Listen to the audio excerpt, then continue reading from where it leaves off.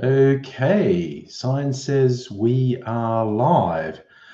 So I'm going to take it at its word and say we are live. And hello, world. I'm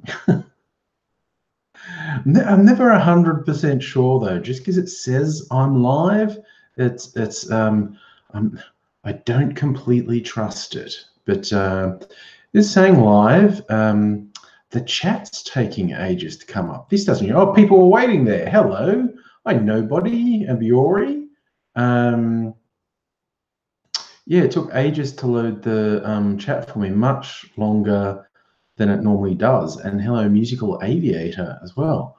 So I just got to do the old pop the chat out and set that window up, and we're all good.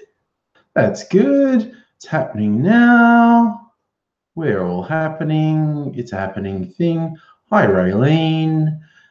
Change it from top chat to live chat, just so I don't miss anything. And hello, Tendo. And yeah, look at that. We're happy-go-lucky. We're here. We're happening. Sorry, a shirt. Okay, try to get my shit organized. Sure. And that's an interesting color on the screen. That color comes from some toffee apple rock candy. There you go. So that's the flavor in my beverage this evening. I hope you've all had a fabuloso day, couple of days since we chatted last. What's going on in the world? I mean, you know, what's going on in the world? The usual bullshit. I mean, the usual bullshit. There are a couple of things worthy of conversation, really. All those bombs that got mailed in the... Don't know why I'm laughing. I'm just laughing. Bombs! How funny are bombs? Getting mailed to people.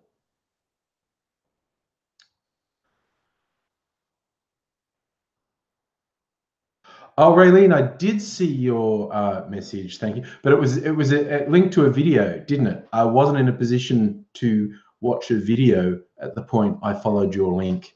So I will try and watch it later. Hey, Tara, how's it going?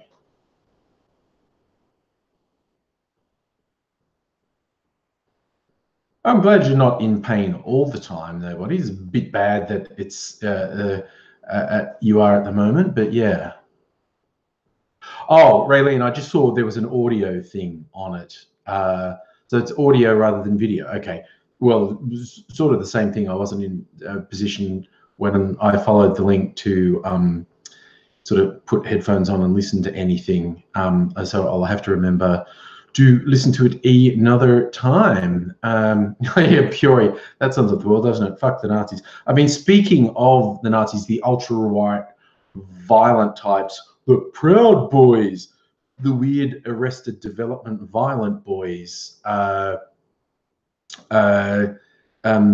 founder of that violence-based right-wing hate group was scheduled to come to Australia. There's a rising groundswell saying he shouldn't be given a visa to enter the country, because there is a law in Australia about coming in the country. If you're like an unsavory person, if you've got a bad background or convictions or whatnot, you can be denied entry. There's been some fun ones, like I think Snoop Dogg got denied entry for his drug history. And of course, a lot of people forget, because Snoop Dogg's gone so like establishment. He does shows with Martha Stewart. People forget he was on trial for murder at one point. He wasn't convicted, but yeah. Yes, Tendai, the dead Kennedys did indeed sum it up with Nazi punks, fuck off. Hey, Patman, how's it going?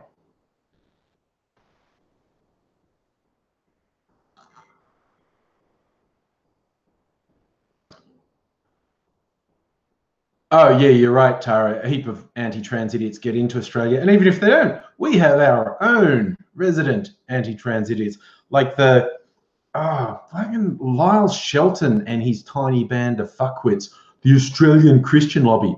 They don't represent more than 5% of Christians, and I think that's flattering them to say they represent 5% of Christians. But they're an obsessive hate group. It's absolutely fucking ridiculous. Yes.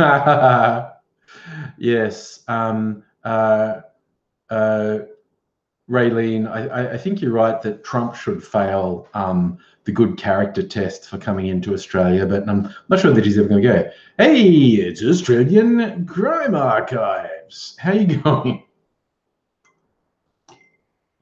I don't know how he is. He hasn't been answering messages, which is usually a worrying sign. I don't know, he might be in hospital. He might just be a bit unwell, but I've messaged AZ a couple times in the last couple of days, and he hasn't responded, so I don't know what's it. Oh, if I sign, you're talking about that thing that the Trump administration was proposing, only recognizing male and female, and it's got to do with the genitals you had at birth, which is ridiculous. It's ignoring reality on so many levels, but it's certainly it's completely scientifically incorrect, the proposal that there are only two genders, and how we interpret gender, sex, and sexuality is changed over history. There's been plenty of cultures and plenty of times in history where the fluidity of gender has been completely recognized, and to say otherwise is either ignorance or deliberate lying, you know, or a bit of both maybe, but also it's absolutely unscientific to say there's only gender. Big Pat, how you going there on the Wrestling Days account?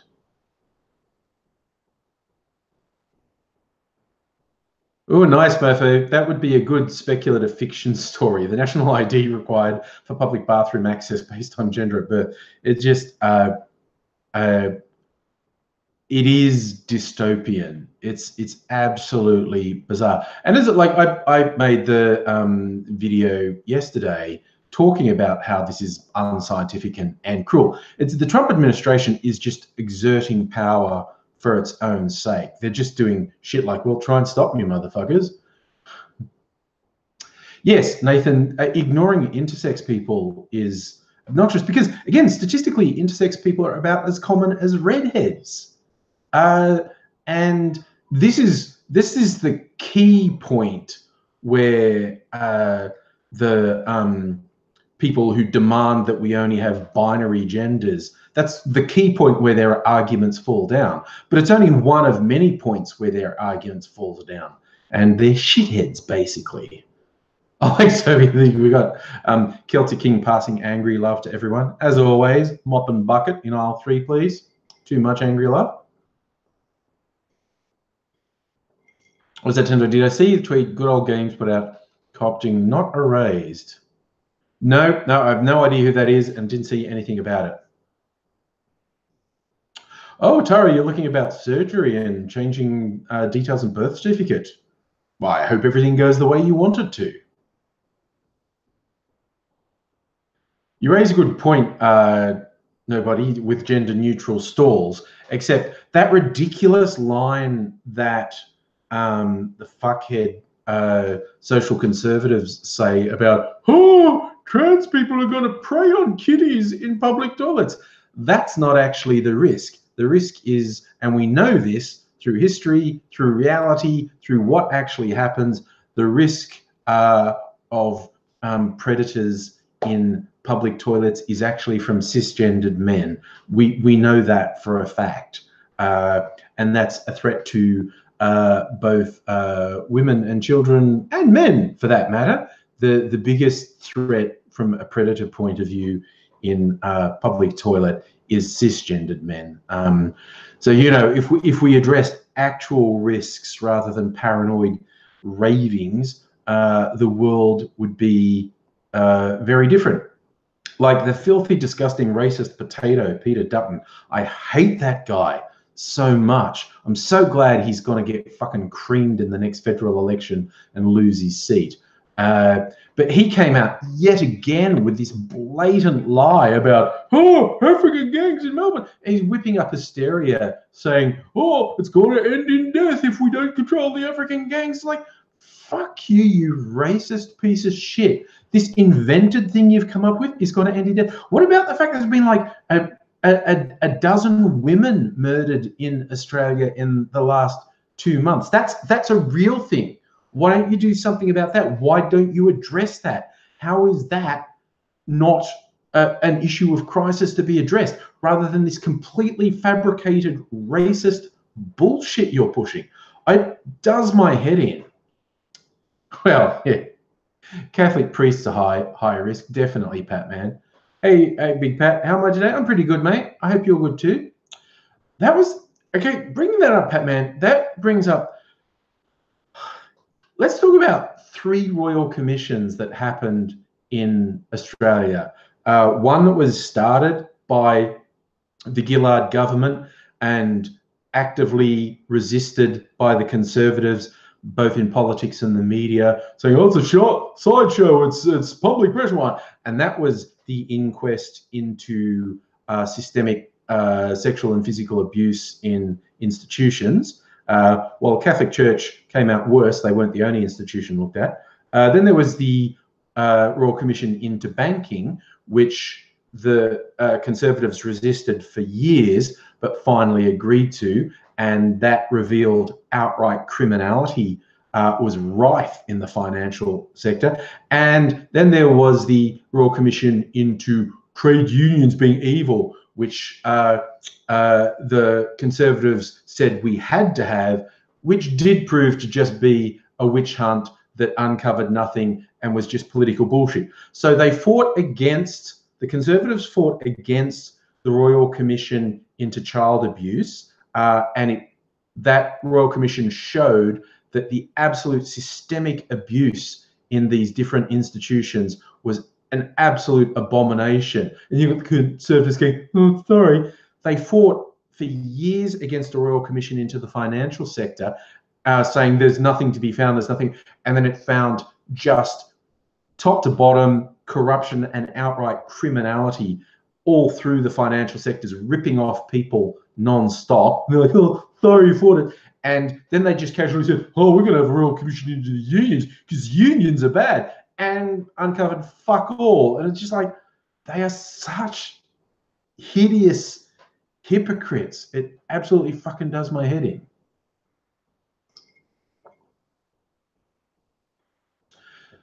Tendo, you think I shouldn't compare potatoes because you can make delicious food with potatoes? Well, going on, you know, the physical appearance and intellect, and I'm not saying to prove or disprove your point, we should put Dutton through a grinder and, you know, cooking him up and see if anyone likes it. No, I'm not suggesting that. That would be wrong. That would be a terrible thing to do, to slice him up into tiny bits and deep fry him. That would be an awful, terrible thing to do. I'd never suggest that. Pat, next YouTube meetup in about 2 weeks. I put a thing up on Facebook the other day, 2 weeks from Saturday.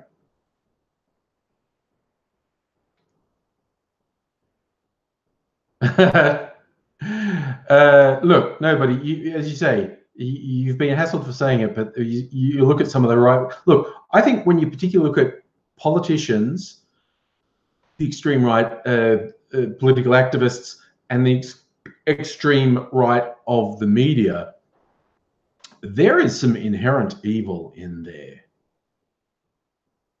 Batman, we will be putting, as you say, Dutton through the meat grinder of the election, and he's going to lose badly, and I hope we never hear from him again.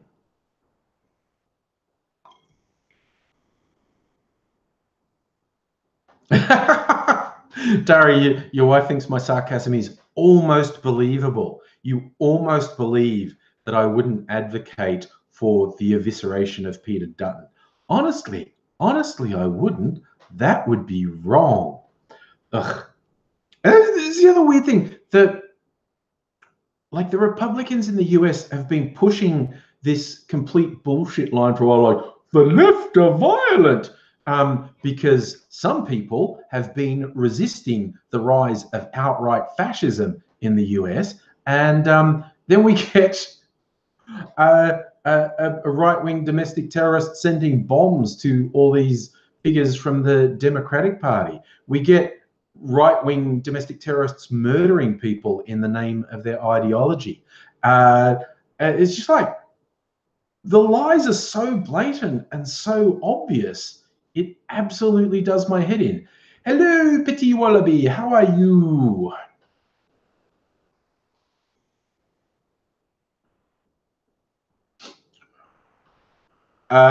Yes. Again, nobody. You hit the nail on the head that we don't want to set Dutton on fire, because that would he would be a literal garbage fire, which are notorious for smelling very bad. Oh yes, Bjorn, that's one I haven't addressed directly either. Trump just openly saying, "I'm a nationalist." You're not meant to say that. Yes, because that is literally what the Nazis and the white supremacists call themselves.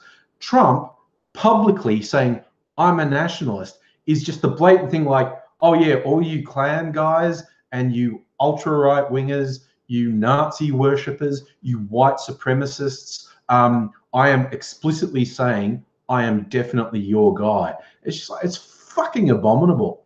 I mean, I hate to rely too much on the electoral process, but the upcoming midterm elections in the US, I hope the fucking Democrats sweep in and take power in the Congress and the Senate, because that then puts Trump on notice. He has no defense at all then. Because the thing a lot of people forget, like when you talk about the US political system, and particularly with the president, people talk about impeachment. And they act as if impeachment means you're going to jail and blah, blah, blah. It doesn't. Impeachment is not a legal process. It does not involve the courts. It's a political process that simply involves a vote of the houses of their, they don't call it parliament, do they? But anyway, it's the Congress, the lower house, and the Senate, the upper house. That's why when impeachment motion was passed against Bill Clinton, it was meaningless, because the Republicans only controlled one house and the Democrats controlled the other, so it never go anyway. But it's not the most likely outcome of these midterm elections, but it's a possible outcome that both the Congress and the Senate, which are currently controlled by the Republicans, end up being controlled by the Democrats. Then the Democrats have the votes to do all sorts of things to Trump, including impeachment, which I don't think they'll rush for, but I think what they would do is protect the Mueller investigation and make sure it reaches a resolution.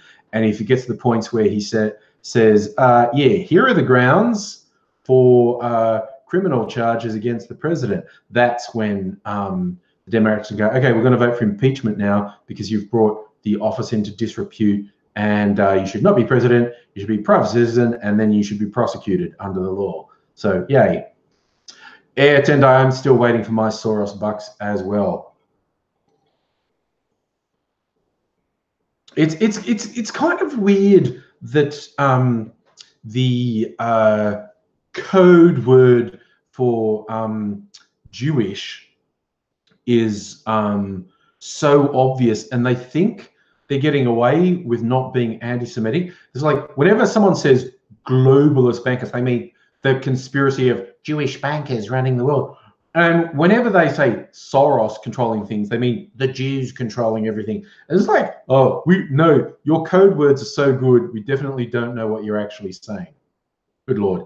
Safa, I am no, I'm not pretty sure. Nixon did not go to jail, because also when Nixon knew he was about to be impeached, And so he resigned before there was impeachment hearings.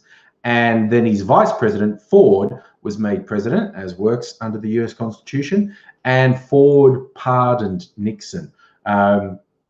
Ford basically said pardoning Nixon of any crime, which the president can do, and it's gonna. And now look, arguably, a lot of people think Pence would do that for Trump. I don't know if he would, because Pence is actually a hardline ultra-right Christian, and while he's using Trump as his tool to enact policies he wants enacted, I think Pence knows Trump is an evil fucking piece of shit. I don't know if Pence would pardon him, but the president can only pardon someone for federal crimes. And a lot of the investigation into Trump has involved sharing stuff with state prosecutors. So state prosecutors could bring charges against him, which the president can't pardon him for. Who knows? Maybe nothing will happen. Maybe something will happen. Maybe all the big stuff will happen. Who knows? I don't, because nothing in the world makes sense anymore. I always want to put that when people say, what do you think will happen here? Okay, well, I'm going to step up and say, I think maybe this will happen, with this huge asterisk that means nothing makes any sense anymore. No one's held responsible for anything. Nothing means anything. There are no repercussions for anything if you're a powerful white man. So I have no fucking idea what would happen, honestly. Yeah, but you joke, but there are, again, those Christian evangelicals who favor the onset of Armageddon. They actually think the destruction of the earth is a good thing, because they think that is the biblical Armageddon, where they all go up to heaven. And they are horrible, horrible, horrible, horrible people.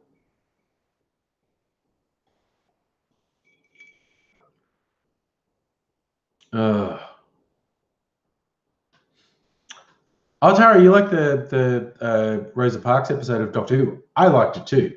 I love that the monster was sort of basically a racist hipster.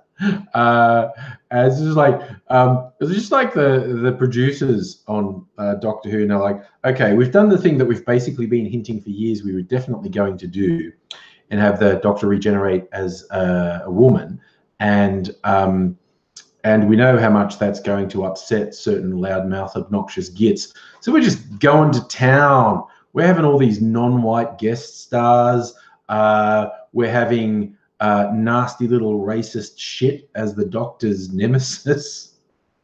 Let's just double down. These people are pricks. They're garbage. They're worthless fucking scumbags. Let's just go to town and really, really upset them. And I, for one, think that is absolutely awesome. I am so on board with that. Upsetting these racist shitheads. So, and it's not conservatives, as in people who are fiscal or even social conservatives. Whenever you hear someone say like, oh, you can't say you're conservative socially, or people will cast you aside, you can't get a job if you're a conservative, that's bullshit. When the people who say that aren't saying, oh, you know what, when I talk about a conservative fiscal policy, people treat me awfully. No, those people are just saying, oh, when I'm a racist, misogynistic, homophobic, transphobic piece of shit, people actually hold me to account for it. And that's terrible. And those things aren't politically conservative. Those are awful people. And yes, there are people who claim to be progressive who are also misogynist, racist, homophobic, transphobic, just general bigots. But whenever someone says, oh, you can't be a conservative, they don't mean an actual sort of classical, traditional political conservative. They mean, oh, every time I say something awful and racist and bigoted, someone tries to hold me accountable. I can't just say it and get away with it. It's just like, fuck you. Safa. No, the USSR knew Australia existed because we had American bases. We had American communication bases that were very important to their global network, and we brought American warships into our ports. So in the Cold War, Australia was definitely a target of the USSR because we were part of the American apparatus, which made us a target. Batman, did my opinion of Katter improve when he kicked out Fraser Anning? Yeah, that was what I sort of titled this thing. Talked about this guy before, Fraser Anning, who got elected as part of One Nation, decided he didn't like Pauline Hanson and did this complete dog act where he's like, I'm not in One Nation anymore, I'm an independent, even though he only got in with preferences from One Nation. To think it's a loophole in Australian politics, which I think shouldn't be there, but it is. And then he joined Bob Katter's party and made this hideously racist speech. He actively advocated for a return to white Australia policy, used Nazi language like talking about a final solution and whatnot. And he finally went too far for Bob Katter. And no, Bob Katter did not go up in my estimation. Bob Katter is a piece of fucking shit. I used to say things in defense of Bob Katter, but when he defended Fraser Anning's final solution speech, fuck him, fuck that guy. And his thing was saying like, oh, I'm throwing Fraser Anning out because he's unacceptable. And then he even said, oh, 99% of what he said was okay, but 1% wasn't. It's like, fuck you, man. You don't throw someone out because 1% of what they say is awful. And if you like 99% of what Fraser Anning said, you're a piece of shit. You're as bad as him. It's like Bob Katter has the potential to do things, and I just feel like he's mentally unbalanced. It's just because he says and does shit that makes no sense whatsoever. I just feel like he's disconnected from reality. Oh my God, the stove started making that noise, which is really distracting. I am gonna stop the stove from making noise. I'll be back in a second.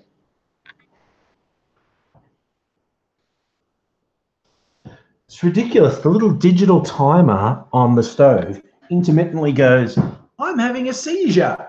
And I have to push the start-stop button. What am I drinking? This is flavored with a toffee apple rock candy. Yes, Mofo, like his alligator line. This is so weird. That was freaky. We was talking about the gay marriage referendum and just saying, oh, let people do it. You have a little 1,000 flowers, boom. And then you just did this Jekyll and Hyde thing. But I'm not spending time on it when someone gets ripped apart by a crocodile in Queensland every 6 weeks. Like, what the fuck is wrong with you, man? It's so strange. Yeah, no, I just think the pressures of, I don't know if it's just life in general, if it's politics specifically, but Bob Katter's moorings have come loose and he's drifted away from reality.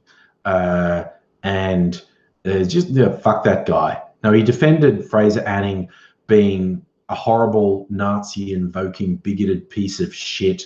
Fuck him. Fuck him in the neck.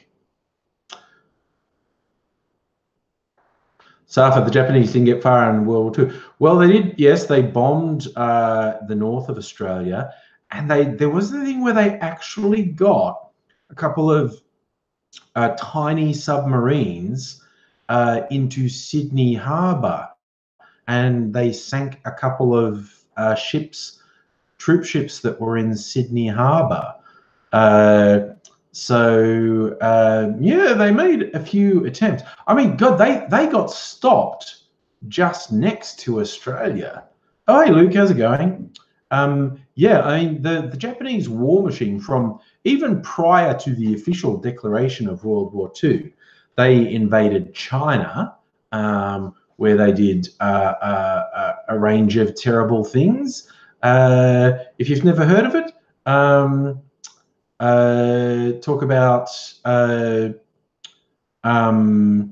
look up the Rape of Nanking if you've never heard of what Japan did in China in the lead up to World War II. And then they proceeded to do horrible things all through the Asia Pacific as they their army advanced through various bits of the Asia Pacific, the Philippines, Singapore, Malaysia. Tara, calm the fuck down, okay? You are definitely overreacting. And they were coming through Papua New Guinea, where the only defense, and that Papua New Guinea is just to the north of Australia, and the only defense between Australia and the advancing Japanese army, which had never been defeated, was reservists. They were known as the chocolate soldiers because they weren't real soldiers. They'd never been in combat. They were reservists, and they got thrown into the jungles of Papua New Guinea, the famous Kokoda Trail, to try and hold back this advancing Japanese army that had beaten the US Army, the British Army, the Australian Regular Army through the South Pacific. And against all odds, these reservists held them in check until veteran Australian troops who were in Africa could be withdrawn against Winston Churchill's wishes, and they backed up the reservists, and for the first time turned the Japanese advance back. And that was critical. The Japanese were right on the edge of invading mainland Australia. Here's a fun little trick. Winston Churchill was a piece of shit, honestly. So, yes, when Australia's sort of veteran troops were mostly in Africa and Europe, and the Australian PM's like, we desperately need them because we're about to be invaded. And Churchill's going, no, they're needed where they are. And Curtin's going, no, I'm not joking. I'm not joking. The Japanese are going to land in Australia. And Churchill's response was, I'll let them take Australia. After I've dealt with Hitler, we'll take Australia back. And to which, surprisingly enough, the Australian Prime Minister went, oh, fuck you, man, and withdrew troops from Africa and threw them into the fray against the Japanese, and stopped the Japanese from successfully invading Australia. It's really fucking bizarre how few people know that, actually. Hey, Megaleech, how you going? Tara, I am reading the live stream, and you are definitely overreacting, and you will be doing yourself a favor to calm the fuck down. And I'm with you, Patman Sport. Fuck Winston Churchill. Look, from England's point of view, he was basically what they needed with the threat of the Nazis. They needed someone as unrelenting as him, but he was not a very good peacetime PM, and he was not very good to anyone outside of England. And I don't even mean the UK, I mean England. If you're Irish or Scottish or Welsh, he was not your fucking friend, basically. So, I was having, have I got any mail? Is it here? Because I actually picked some up and then forgot to read it in a live stream. And it's probably just here. Check it out. Is this it? I think it is. I think I found it. Wait, is that other stuff? What's in here? No, that's just the weird shit. This is the person who sends me receipts. I don't know if I opened those ones previously.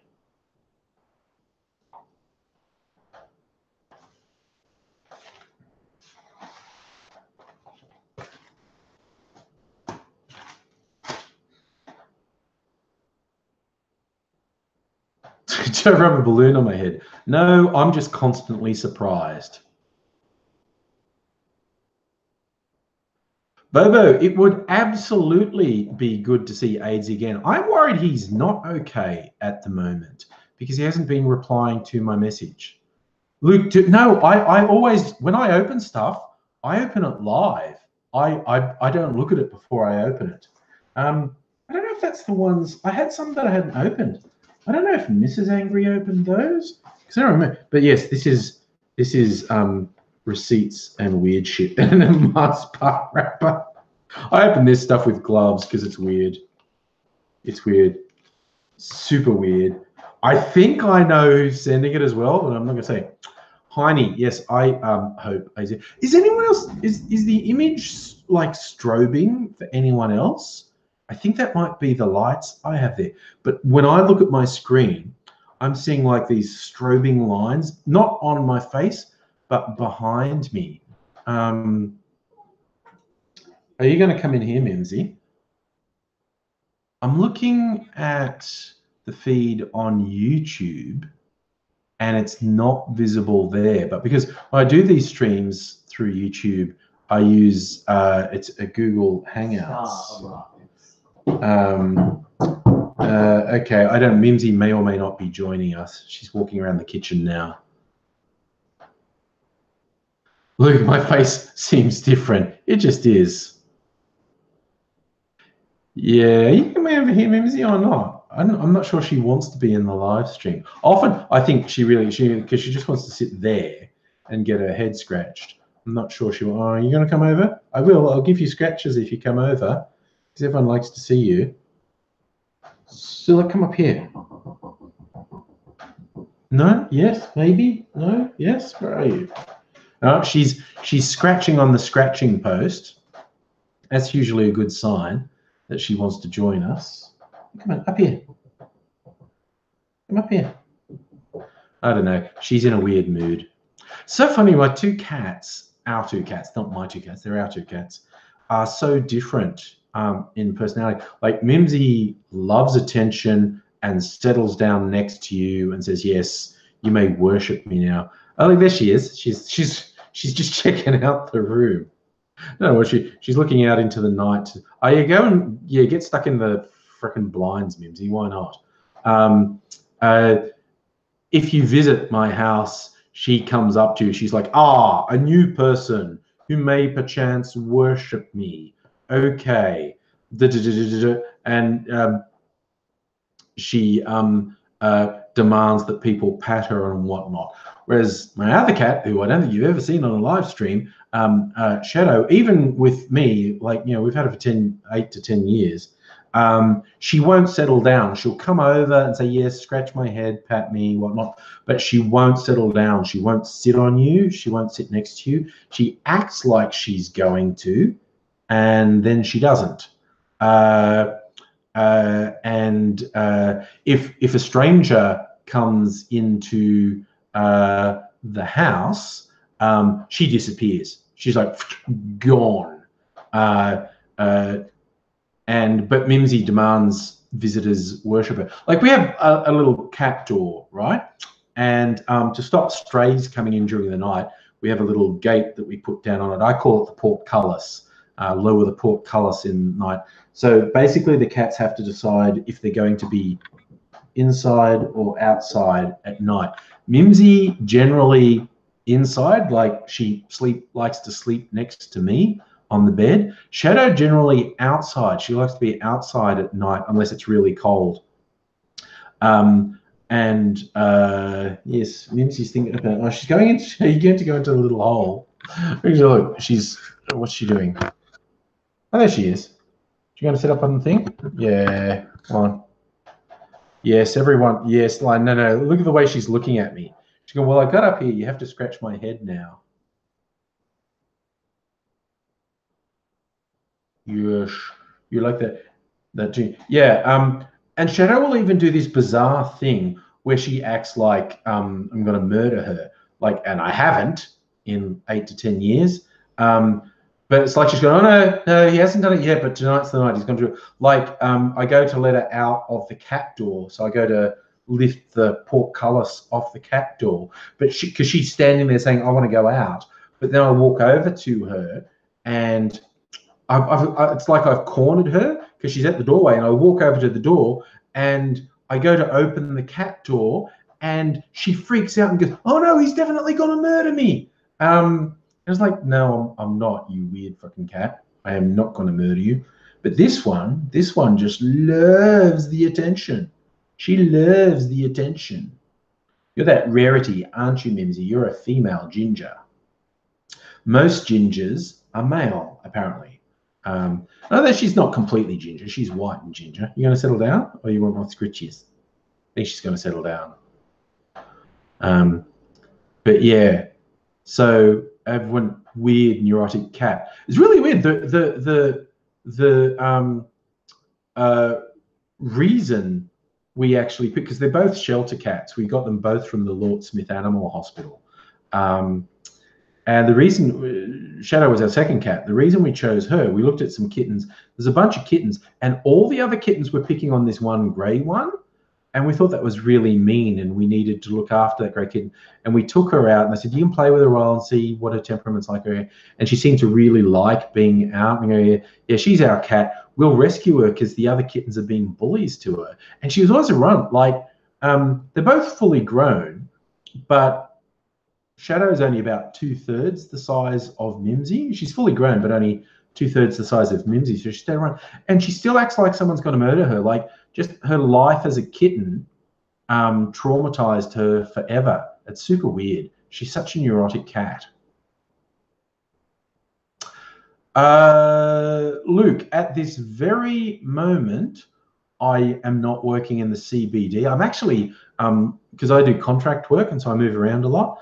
And I am looking for my next contract, and there's a better than average chance I'll be in the CBD. Heading off, Toby. Bye, mate. Good to see you. Nobody, your cat scares. People are afraid of your cat rather than your cat being afraid of people. Guy, reminds me, years ago when I was at college, I lived with my sister and her husband for a year, and their cat, Siamese, was a homicidal maniac. It was fucking killer. Would sit around sharpening its claws, just doing this thing where he dragged his claws between his teeth, like he's sharpening his claws. And it was Siamese, and he was really lean and muscular. It was a very male cat, and would fuck up other cats. Like he had a little cat door built into the window in the kitchen. And I came down one morning, and I don't know how I hadn't heard this, but I came down in the morning and there was cat fur, I think it was ginger, cat fur all over the kitchen and blood stains as well. So clearly what had happened is another cat had realized they could come in through this cat door. And I don't know if they smelled food or whatever, and they came in to see what they could get. And the house cat, Shish, is not having an intruder and fucked this other cat up. Like, seriously, there was fur from one end of the kitchen to the other, and I shit you not, blood stains as well. And it's obviously when it was under attack, because the cat door was only this big, and so the cat under pressure probably had a lot of trouble finding its way out. So murderous Siamese cat got to really, really, really attack it. But yes, I know what you mean, nobody, with some cats are just scary. They are very attacky cats. Pretty Wallaby, your cat's called Magala, is small and timid. Yeah. I don't know what it is after all these years that makes Mimsy so timid and neurotic. Not Mimsy, Shadow.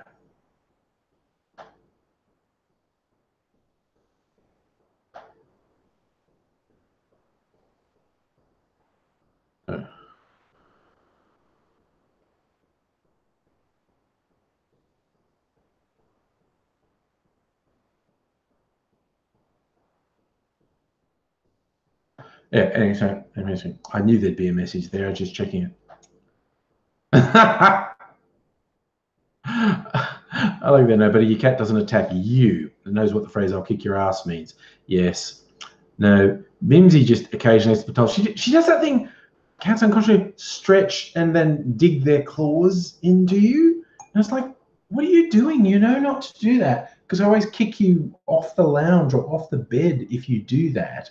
You're not stupid. You know that means you're going to get shoved away. So why do you do it? And she's like, oh, I'm just doing it. I'm just doing it. Yeesh. She does this cute thing when she's next to you sometimes when she wants attention that still after even she's been doing it for years, it cracks me up. She'll headbutt my hand like no, the hand should be patting me, and she'll literally get under my hand and headbutt it and go no, that hand should be patting me. And she's done it for years, but it doesn't stop making me laugh. It still cracks me up when she does it. Ooh, that's an interesting point, Charlie. Jackson Galaxy's show Mike. Oh, no, sorry. Okay, I probably haven't watched it through, but I have seen the existence of that show you're talking about, My Cat from Hell. As you say, a lot of problem cats just have unmet needs.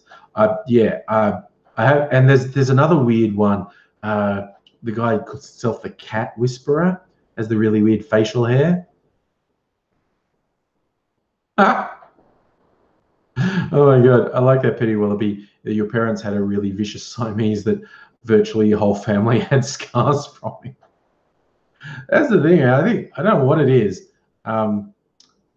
Siamese are quite threatening cats, I think. I think they're really beautiful cats. Even when you get those ones that are closely related, the Siamese and Burmese, and you get in like the African Sphinx cat, not the hairless ones. Oh my God, hairless cats are so fucking ugly. I don't like being too judgmental, but those hairless cats, they're Satan's house cat. They're hideous. Oh yeah, you're right, Luke. The Siamese also tend to have a really loud meow or yowl. Even they don't meow, they just make this yowling noise.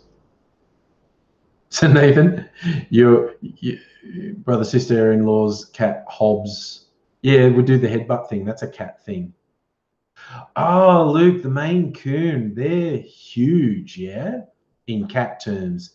If I'm remembering, I'm sure I've seen pictures of them online, and they're huge.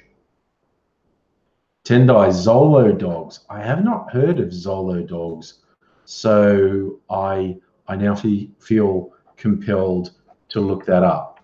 Zolo dog. What's that?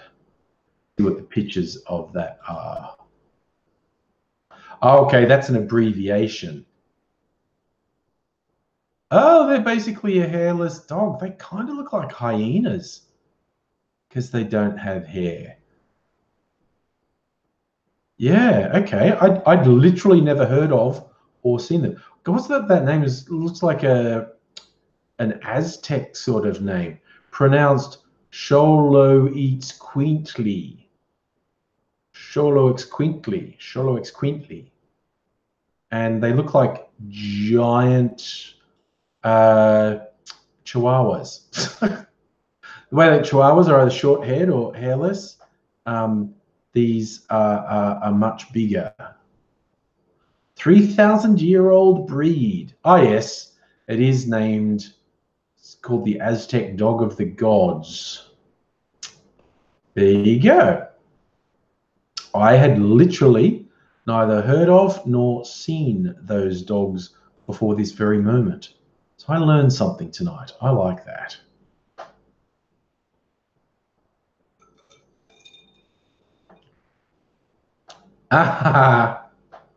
Petty Wallaby saying Siamese get attached to their owners and hate everyone else. That summed up my sister's one, actually.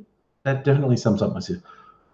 I tend to be saying Frida Kahlo had the Xolo dogs. That would make sense from the appropriate part of the... Oh, you're saying Coco's dog was a Xolo.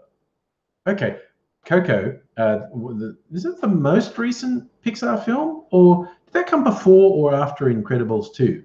I still haven't seen Incredibles 2, but Coco is a friggin' great movie. It almost goes without saying with a Pixar film that is visually just beautiful, but Coco was beautiful. And again, as is typical for the vast majority of Pixar films, is a great story, great acting or not. I saw most of Cars 3 recently, and it kept up the standard of Cars movies being shit. Like, it was just shallow and predictable and formulaic and designed to sell car toys. Oh, Raylene, I completely understand. A migraine is more important than staying on the live stream. Need to be in the dark. I hope it clears up. I don't really get migraines. Mrs. Angry does sometimes, so I have a lot of sympathy for you. Migraines suck to proverbial. They're awful.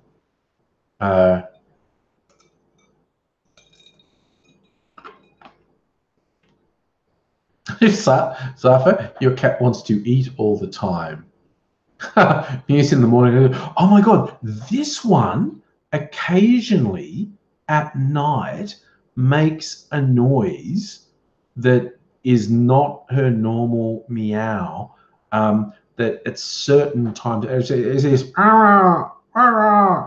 and at certain times sounds like a person saying hello. And she did it once right outside my bedroom door in the middle of the night, and it was just really sounded like someone going hello, and it freaked me the fuck out. It really did. It's really full on. Quick, what am I drinking? This is has been flavored with it's vodka has been flavored with toffee apple rock candy. I mean, it was mostly lemonade, actually. It was lemonade with just a little bit extra in it. So it's good. And sorry, I'm just going to check a little message thing because I bet I got another one. Nope. Okay, cool. Yeah, Nathan, that's the whole thing. Either she's talking with a ghost or it was a ghost or something. But she, like, I swear to God, she didn't. We've had her for, I don't know, like 12 years, 11 or 12 years, and she's like 13 or even 14. And she only started doing it recently. It's really, if she'd done it the whole time, it wouldn't put me off. But she's only started doing it recently. Very off-putting. Oh, so if you're going to record your cat and send it to me on Facebook, I look forward to it. What weird noises? It's like you can find videos all over the internet of cats making weird noises or behaving weirdly. And there's these ones of these traumatized looking cats that really seem to be going, no, no, no, no, no, no, no, no, no, no, no, no, no, no, which is super weird to watch. And then you get those cats that walk on their hind legs and they go around. And you can never enjoy those videos. You're going, oh, that's really interesting. That's really weird and wacky. And then there's someone who wants to tell you something about the cat being traumatized or blah, blah, blah, blah, blah, blah. And it's like, oh, Jesus Christ, lighten the fuck up. Honestly. Like, you can't have fun with anything. Now I'm sounding like one of those right-wing reactionaries. But honestly, sometimes people say shit. And I'm like, really? Really? Okay, you're actually living up to that stereotype? So what the fuck, honestly? Just how some people are is ridiculous. Yeah, you know, what are you going to do? So you remember your cat's age, 18, because it's a year older than your sister. Okay, that's a good frame of reference for remembering the cat's age. And that's, I don't have any frame of reference like that for Mimsy or Shadow, so I'm always guessing at their age because I don't remember exactly when we got them. Charlie, your cat goes no when they put her in the crate for having a bath. There is that theory that cats only make noise, like meowing and other noise, to communicate with humans, because cats together don't meow, they don't make those noises. Cats communicate differently to each other, so their meowing and whatnot is just to get humans' attention.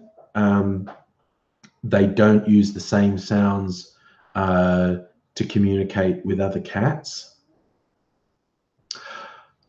See, I'm actually with you, Nathan.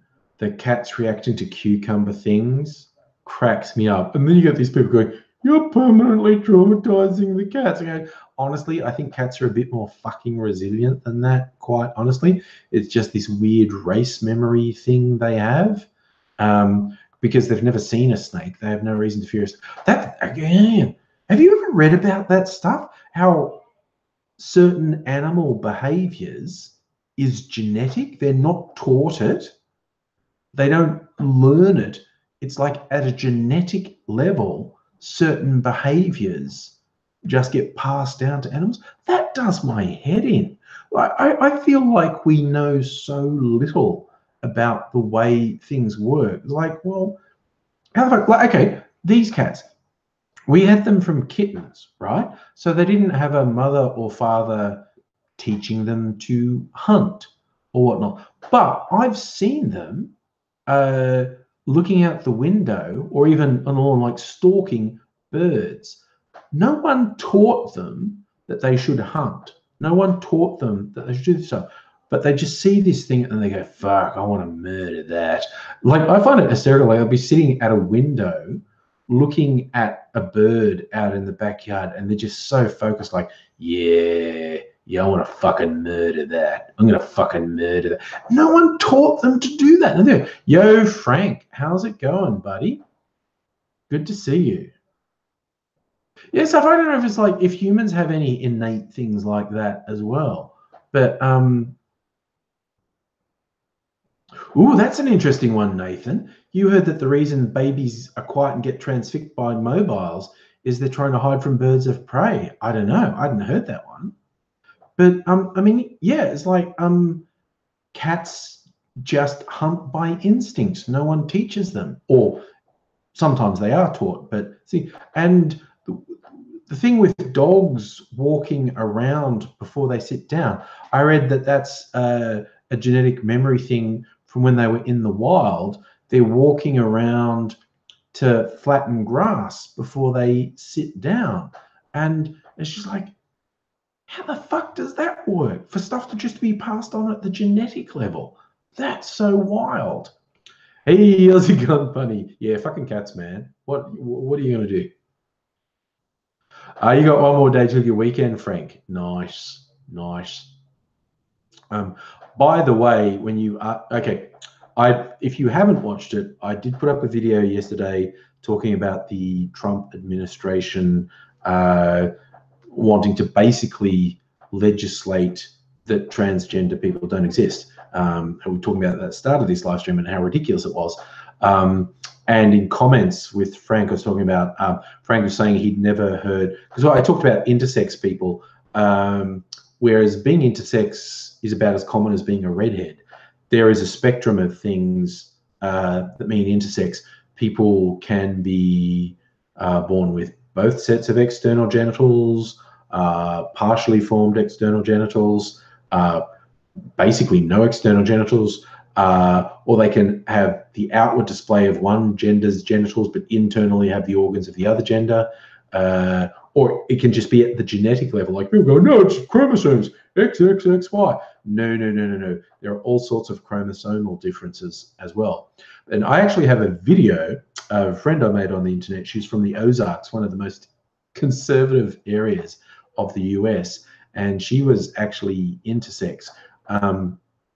When she was born, she presented with both male and female external genitalia, and the doctors said to the parents, "What do you want to do?" And the doctors, "Oh," and whether it was the doctor suggesting it or the parents went for it, they went, surgically, the easiest thing is like stitch up the vagina and then you've got a boy with a penis. Yay! Well, it turns out Eden, she didn't have testosterone producing testes.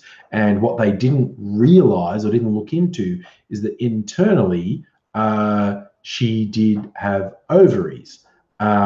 And so when teenage comes along, for those who don't realize, teenage girls tend to hit puberty sooner than boys.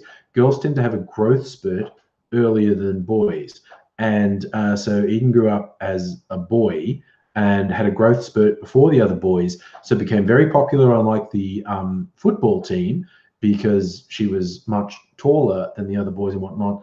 But then puberty progressed, and it wasn't being progressed by testosterone, it was being progressed by estrogen, because she had ovaries, not testes, and grew boobs and whatnot. It's like, what the fuck is happening? And then with examination and doctors, but because she'd never been told about the intersex thing, and so it's like, oh, well, we did this coin toss thing and went with male, but it turns out your dominant features are female. Whoops, our bad. And also for a laugh, Eden was mixed race. She was half Asian, and this was in the most conservative hillbilly area of the US, the Ozarks. So she had a real fucking interesting life.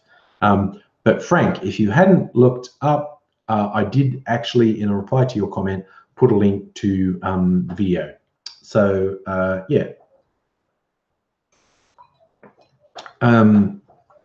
Super, it's an incredible thing. I am trying to get another one of my internet friends. She's local, happens to be transgender,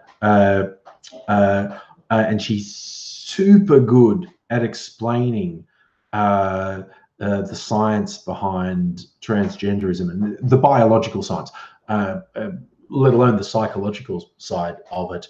And she's done some super good explainers on Twitter. And I've said, I want to use this for a video. And I mean, I could just use what you posted as a script for video game myself, but I'd rather have you on. And we have talked in the past about getting her in for a live stream, getting her for video, but I'm hoping to really get that soon. Be a good explainer. She'd be fun on a live stream because she would love to get into an argument with me. We had an argument once online, like, and I mean, it didn't stop us being friends, but it was just we disagreed on a thing, and we had a good argument. Hello, Credit. Yes, Mimsy is just calmly sitting there. She got her scratches. Now she's just sitting on her perch. But we had an argument about spoilers. Because we're talking about, I forget, it was a movie or whatever, and something came up in a Twitter discourse, and then I said something about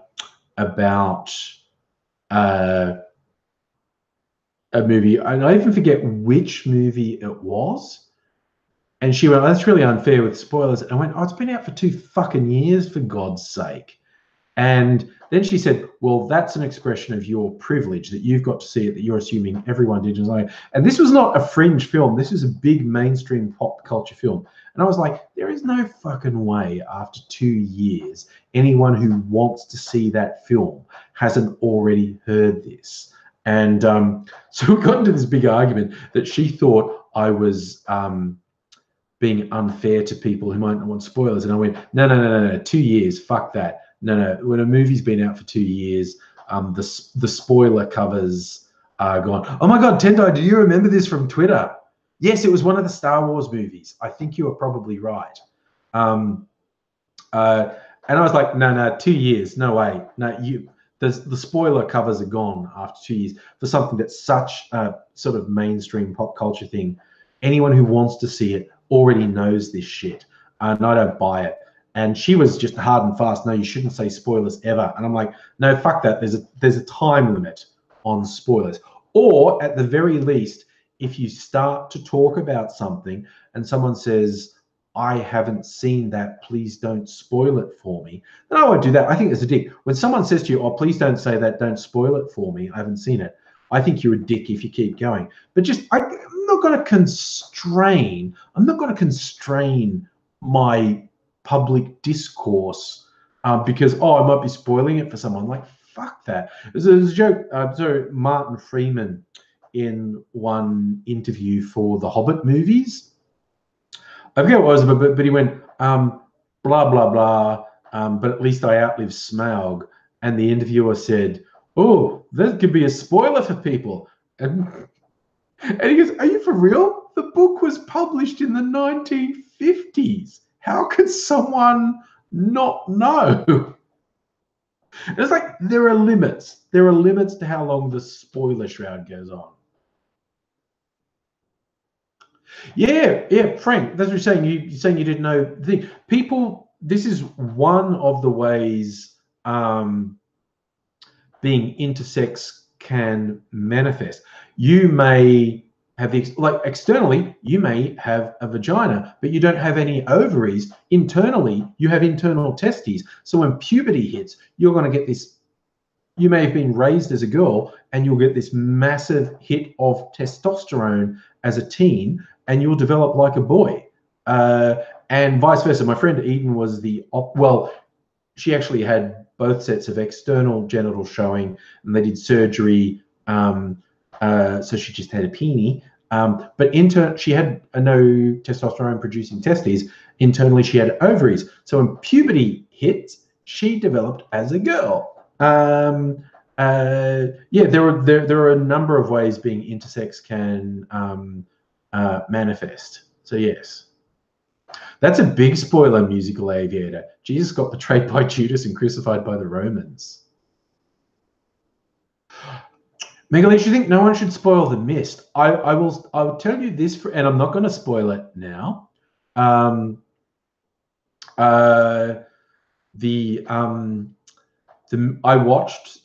had read the short story The Mist, and I feel like the movie that was made recently, the ending was slightly different. But as I was watching the movie, I went, okay, the twist ending of this, I'm picking it now. I think it's super obvious what the twist ending is going to be, and I was 100% right. I think if you sit through the movie of The Mist, there is a very good chance you'll pick the twist.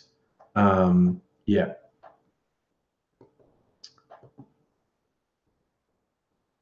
Oh yeah, look, creepy clown media hype. I've seen that. A few people have been sharing it with me. Man, if I see a creepy clown, I'm stopping to talk to them, quite honestly. I want to try and get them on video if I see a creepy clown anywhere about town. I'm all for people being creepy clowns, quite honestly.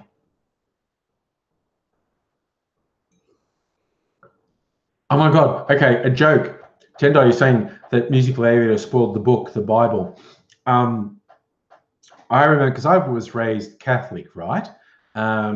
And when I was young, there were a couple of musicals based on the New Testament. The biggest was the Andrew Lloyd Webber one, Jesus Christ Superstar. And slightly less well-known was Godspell. It was very hippie-ish.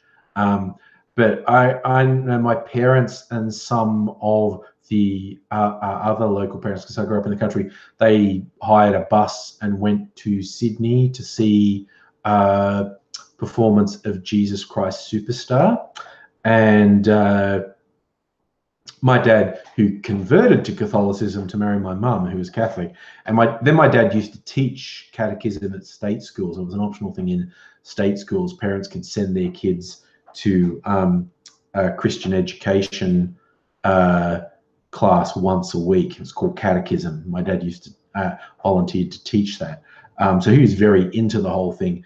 And at least one of his friends who went along was definitely not raised Catholic or Christian and didn't know the story at all. And after the show, this guy's going like, that was a great story. Like, some of it was a little bit hard to follow, but I really enjoyed it. And my dad said, oh, you didn't follow it all? I'll lend you the book when we get home. My dad loved making religious jokes. I like that one. Buori, that's a good twist on the Bible story. Is God the bad guy? He certainly kills a lot of people.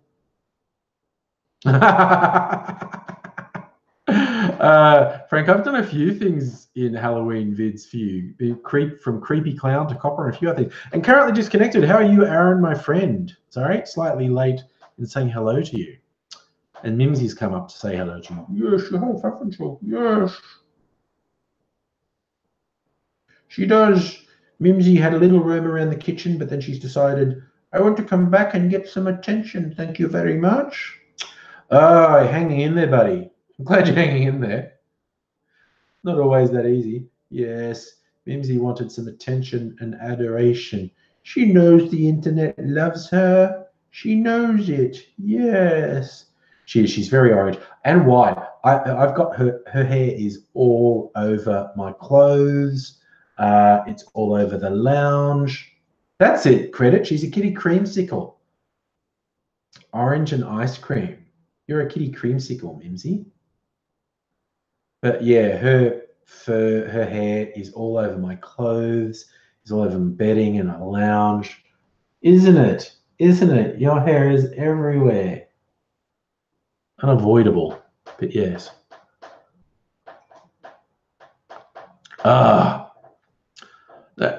Aaron, currently disconnected. Are you doing anything for Halloween, man? I think is the zombie march coming up? Although there is certainly some contention around that in Melbourne, with the original organised one getting usurped by some interlopers. Let's see if I can find a reference to an event on Facebook, because that's often where it is set up. Man, I'm really glad the live stream hasn't been interfered with, because loading web pages has been very slow. Here we go. Saturday, the 28th of October. Oh, okay. And I think that's actually the mob from Brisbane who sort of swooped in. But anyway. Nice. Your family's dressing up as the cast of Pixels. Nice. I like it. Oh, Petty Wallaby, you have a zombie walk in Montreal next weekend. Oh, Aaron, you want to go to PAX, but no time. Yeah, I'm not going to PAX either. My lad likes PAX. I don't know if he's going. Bureau, we actually haven't had any trolls today. We did have one of our regulars having a somewhat unwarranted meltdown, but hopefully she'll get over that. Frank. Cast of Pixels like Pearly, who's Milky Pixel. She's been sharing with it. There's some people, this will be a mutual friend, particularly on Facebook and whatnot, an Aussie gamer who has used various names, Pearly Ray, Milky Pixel. She's got a new gaming crew coming on. She shared with me their teaser trailer, and it looks super cool. Like, she's a streamer. I met her through various YouTube events. She lives in Sydney. She's a super cool individual. And with some others, she's got this whole gaming crew about to launch, which is pretty cool.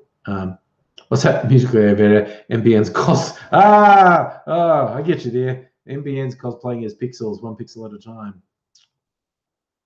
Oh yeah, Safa, the Telstra are rolling out 5G, supposedly fast mobile internet. We'll see how that goes. Yeah, because I've got a fairly generous mobile broadband from Telstra. They're not generous. I mean, it's a large thing. I pay for it. They're not generous. They're not generous at all. I pay for it. But I needed a fairly large one because I was using all my bandwidth. But now I tend to only use about half of it in a month. So if I end up going to 5G, I think towards the end of the month, I might do mobile live streams to use up the rest of my data allowance, like do a tour of Melbourne City or whatever. Oh, God, yeah, Mofo, we were talking about the Internet of Things on Tuesday. I really try to minimize internet connectivity. It's like my phone, obviously, my computer, obviously, my TV, and that's it. Oh, yeah, the PS4 is internet connected, of course.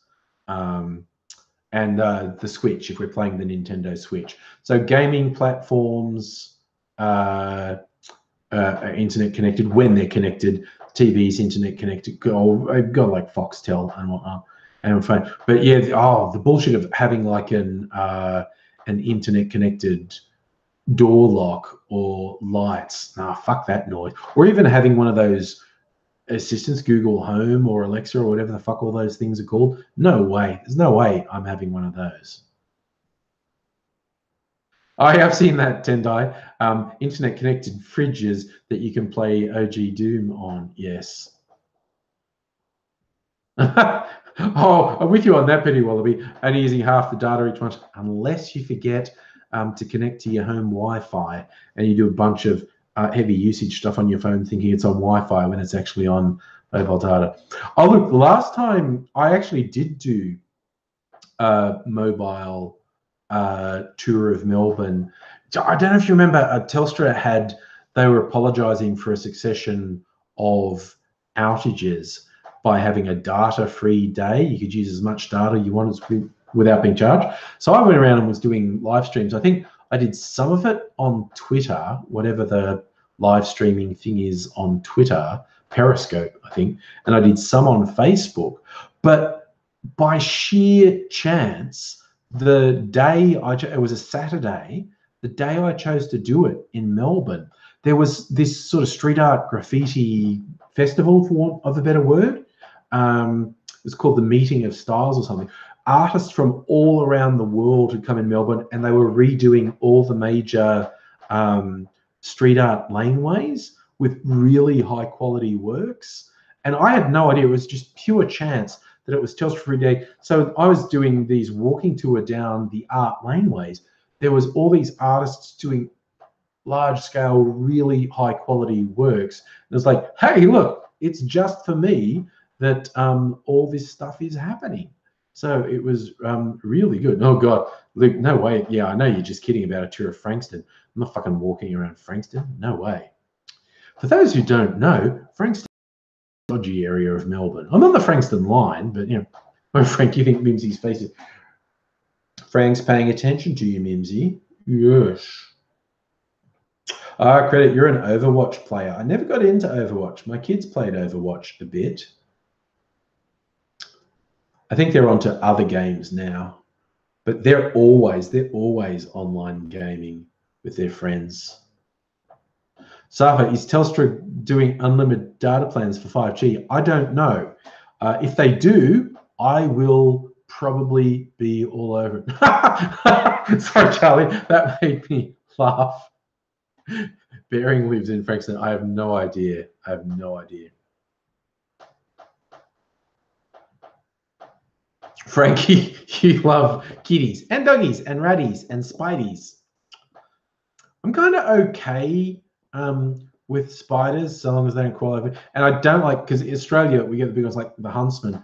it's a little bit creepy if you go to bed and lie down, put your head back, and there's a huntsman on the ceiling just above your head. And it's like, no, this will not stand. If I see a huntsman, I try and catch it and put it outside, but it's really disconcerting to have one in your bedroom. I don't like it.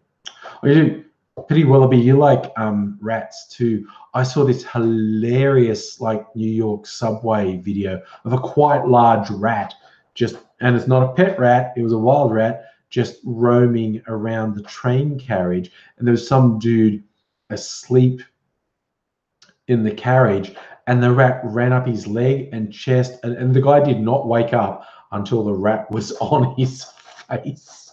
And it was fucking hilarious watching this guy wake up and realize a rat is on his face, and just go, oh, it was hilarious. I loved it. Credit, you like tree snakes, good pets. I like snakes as long as they're not going to bite me. Charlie, I'm with you. I'm against killing huntsmen. Huntsmen are harmless if scary, so I try and catch them and put them outside. Aaron, you've got a 25-year track record of catch and relief, so the spiders respect you. I like that. I like that. Tinder, you asked about birds and lizards. I like that. Lizards particularly, I think, are super cool, and I won't be put off by lizards at all. Birds, there's a fun thing I like to take people on if they visit Melbourne. Go for a drive, like 2-ish hours, depending on traffic, 2 or 3 hours out of Melbourne. There's this place where you can go with these quite large king parrots. Will just land on you. Get some seed and just hold your hand out. I've got a few videos on YouTube of this. Some really quite large king parrots will just land on your hand and eat seed out of your hand. And it's really cool. If you want to see it, look on my YouTube channel. I took Penny Wallaby out for this one time. There's this place where the king parrots will come, and I've got one video where a kookaburra is just like being my mate and landing on me because he's being fed meat by this guy, and he's just sitting on I've got my camera on the monopod to do the selfie thing going on, and kookaburra is just landing on me and eating the meat. It's really good fun. Charlie, yes, okay, magpies. Non-Australians will occasionally hear this thing about Australians talking about swooping season with magpies. It's a real fucking thing.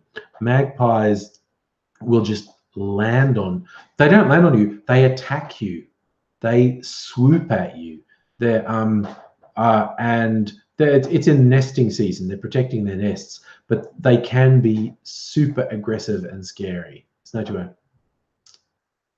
Charlie's saying plovers are scary, but they live on the ground. Nice. I don't know plovers. I don't know how they work. Oh yeah, you're right, Nathan. If you just leave huntsmen alone, they go away. They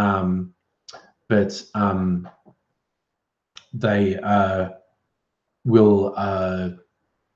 It's just they're scary because they're big and hairy. They're not at all dangerous, but they're just disconcerting because they can be really fucking big. Frankie said, your magpies are different to ours. You call them magpies and they are black and white, but they're a completely different bird to ours. In fact, we get these blackbirds here that we call crows, and they look like crows, but they're a completely different bird to like the crows you get in the Tower of London, for instance. Or no, it's ravens. It's ravens in the Tower of London, isn't it? I'm not sure how closely related, if at all, the British magpies are to the Australian, but they're totally different birds. The markings are totally different. I'm going to have another. Okay, Mimsy wants to leave the kitchen, so what I'm going to do is get a different glass and a bit of ice, and have me a little gentleman's beverage for the rest of this. Okay, so I'll be off screen for a second while I do a couple things. But yeah, okay, Mimsy. Look, I'm going to open the door. You can go out. Be good. There you go. No, you can't. There you go. All right, now I'm going to get my different glass. I'm going to put some ice in. Get a little bit of ice. It's going to have it on. Oh, wait, this is frozen now. All right, I like these big blocks of ice. Big blocks of ice that actually take forever to freeze. They take like 6 or 7 hours to freeze. They're finally frozen. One big block of, it's sort of dignified this way.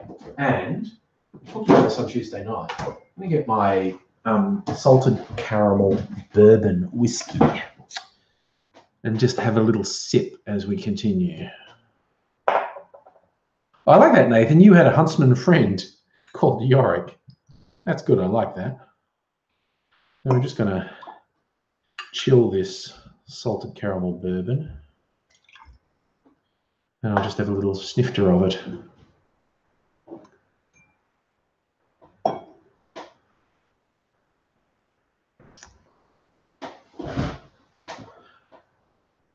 Oh, we're discussing the difference between crows and ravens. You think Frank thinks ravens are black, crows are grey, black and white's magpie.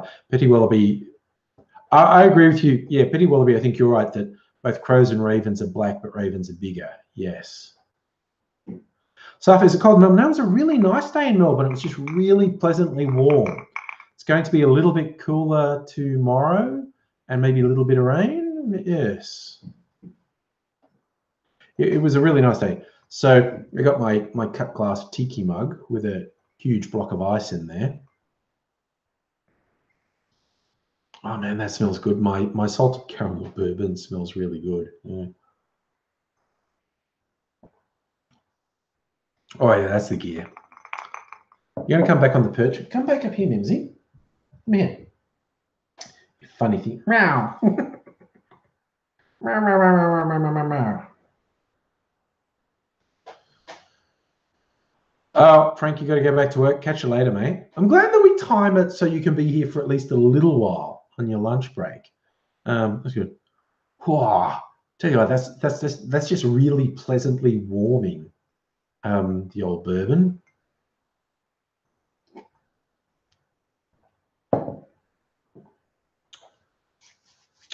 Ah, Nathan, you're sipping on a nice Ardbeg. Nice.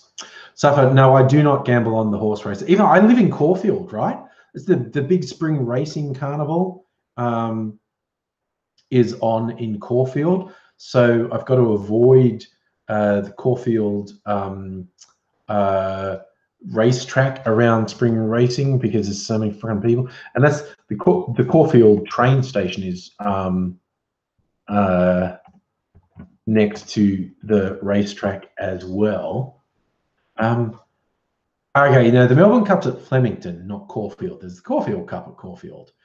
I lied to someone the other day and said the Melbourne Cup was at Caulfield. It's not. Melbourne Cup's at Flemington. That's what they said to me, actually. No, you're wrong. It's at Flemington.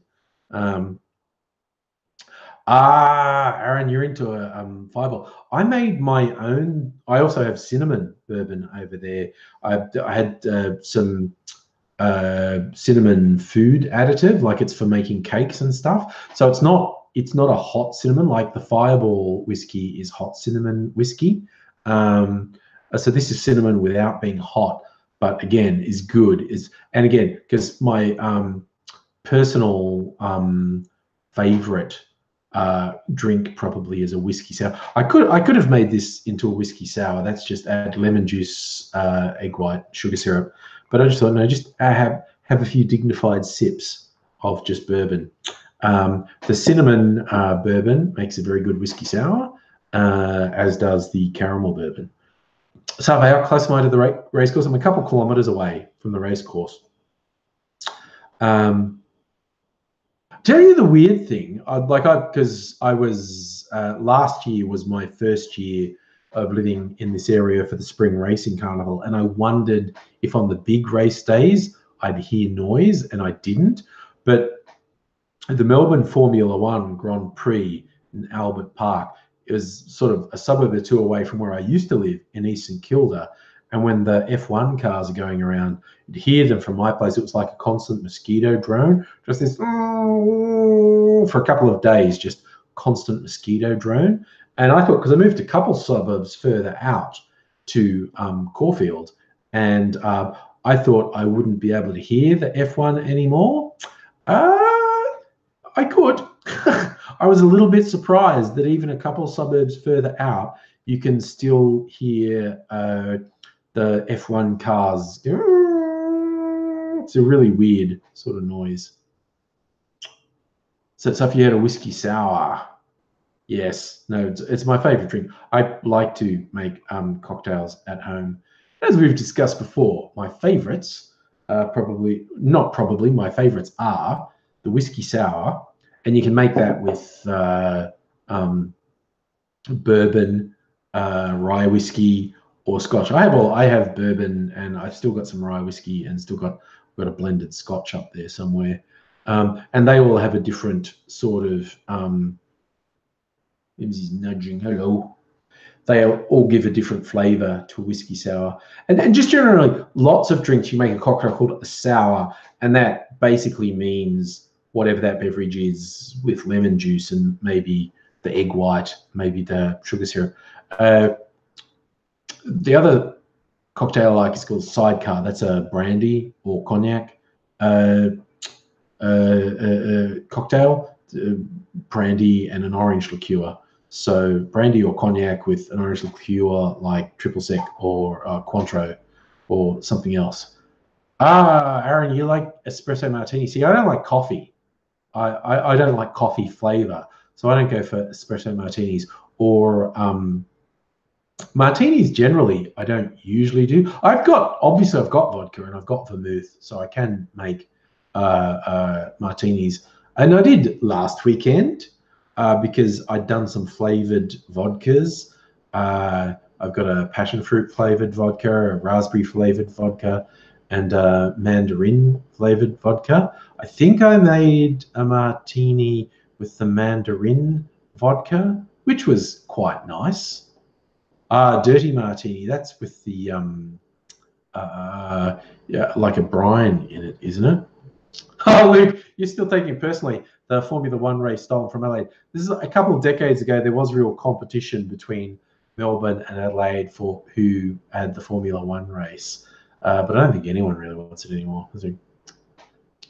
Nathan, you like a gin martini? Yeah, Mrs. Angry was into gin drinks. Charlie, you like a gimlet, which is a gin drink. I'm not super into gin. But I'll use it as a mixer. You like the Patron XO Cafe on the Rocks? Yes, that is a coffee-infused tequila. Patron is one of the really classy tequilas. Actually, I don't have tequila. I have mezcal, which is the smokier version of tequila. Suffer, I should do a PhD in alcohol drinks. Yeah, I could. People often say you should be a bartender because I actually really like mixing drinks, but bar work is a really shitty antisocial hours and pretty shitty pay as well. So I don't want to do it. Mind you, if I won lotto, I would probably like open my own club, one that didn't have to make money. I reckon what I would do, and Melbourne YouTubers would be familiar with a venue that's in Footscray called Kindred Studios, because we've had some meetups and done some stuff there. It's got recording studios, rehearsal studios, a performance space, and a bar. If I won lotto, I reckon I'd set something up like that. Like I'd buy a inner city or inner suburban warehouse and convert it so it had some recording studios, both music studios and video TV studios, and a bar. So I could basically set up shit for YouTubers, and we could just have fun making shit.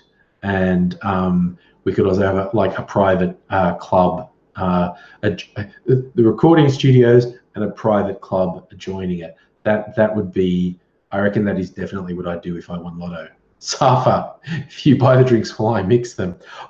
That's the thing, I really enjoy making cocktails, so I do often sort of invite friends over for them.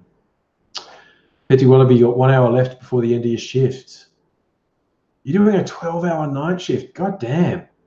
Well, I'm glad you're able to hang out while you're doing it.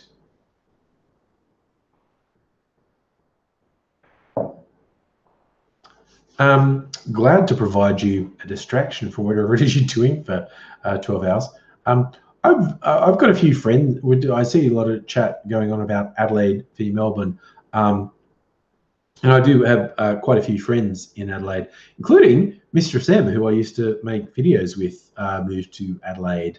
And we keep meaning to go over and hang out and maybe make some videos. I have a bunch of other YouTube friends who live in Adelaide. I've been there a couple of times, but I haven't been there for a little while. But yeah. Yes, Nathan, most hospitality jobs have shitty hours. Come on, get up here. Up here, Mims. Here.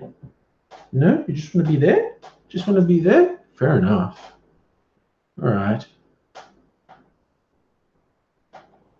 So what are you doing? A 12-hour night shift, Petty Wallaby. What are you actually doing?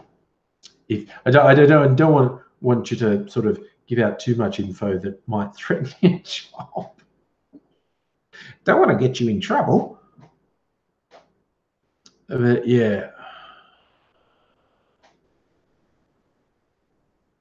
Oh, yeah, Nathan. Okay, you're saying as a hotel worker, you see survey guys more than friends and family. AngsY worked. That made me think. AngsY worked in a servo for a while he was in Canberra. He has hilarious stories that as well. I mean, because he's such a raconteur. I mean, you all know that. He's been on a few live streams. You've ever seen any of the Code Grey videos on YouTube? AngsY is quite the raconteur, loves telling stories.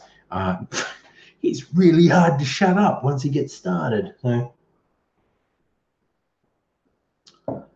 Credit. You do weekend night shifts, cleaning and cashiering. I'm trying to think, have I ever worked night shift? I've worked very early shift. I don't think I've ever worked full-on night shift, though. I've worked a lot of customer service type jobs, but not straight up hospitality. I had this job, fucking years ago. There's a temp job. This is a weird job I had. It was a promotion at certain service stations to try and get people to buy oil. It's basically when people pulled in to get petrol, I'd say, hey, I'm clean your windshield and check your oil for you.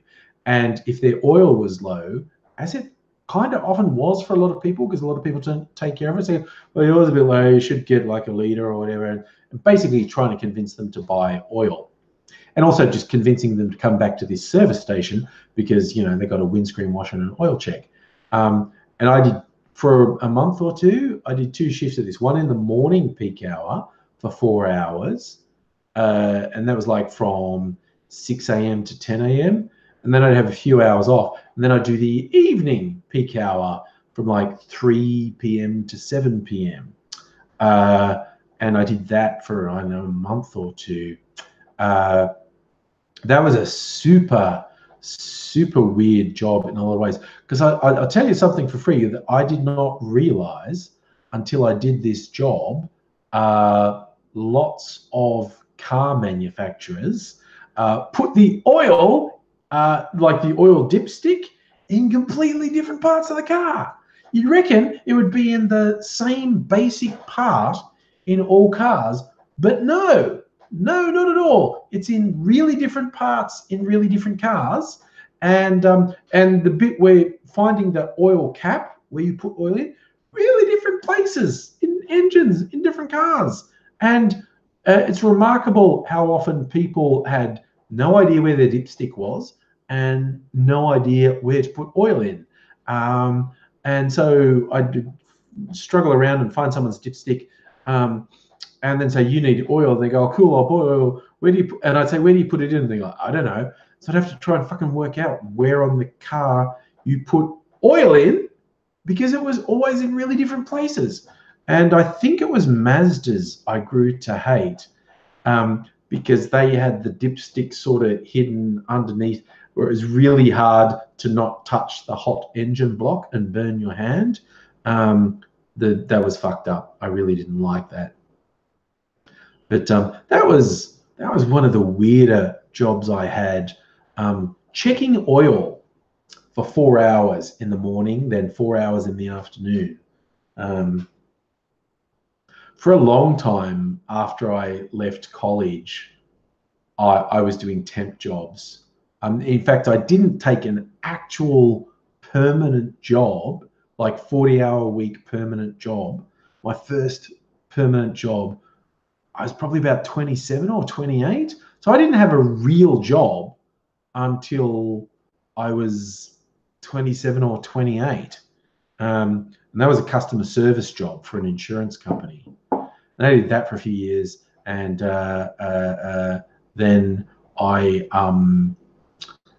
became a business analyst, and I've been an IT business analyst ever since for a couple of decades. So that's my weird job. Oh, the Wankel rotary engine.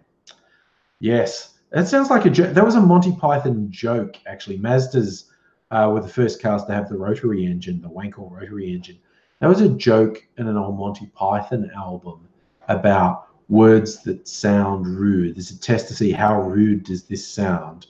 And they'd say random words, like tree, platypus, Wankel rotary engine. Because that's, I don't know, sounds rude.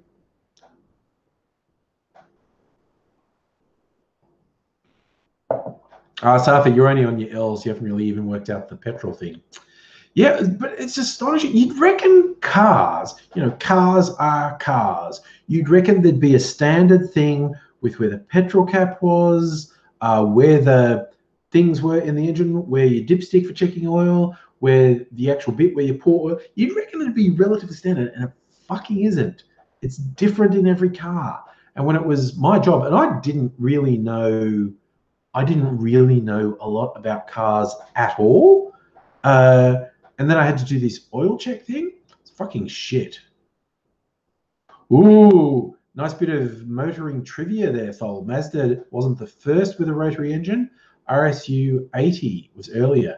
Who was RSU? Is that a maker that doesn't exist anymore, or is that a model from a particular maker? So, what do I think about 52 billion wiped out in the stock market today? Well, first, I hadn't heard that. Second, the stock market is bullshit. The stock market is a made-up thing.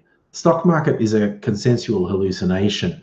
The up and down of the stock market is fine. What counts is, what are people's wages doing? Are people's wages going up? Are people's wages going down? Are people's quality of life going up or down? There's always this thing about using the stock market as a measure for the economy. Fucking horseshit. The stock market is a fucking fantasy that people agree is real, and it isn't. It's when people say, oh, they lost X billion dollars. No one set it on fire.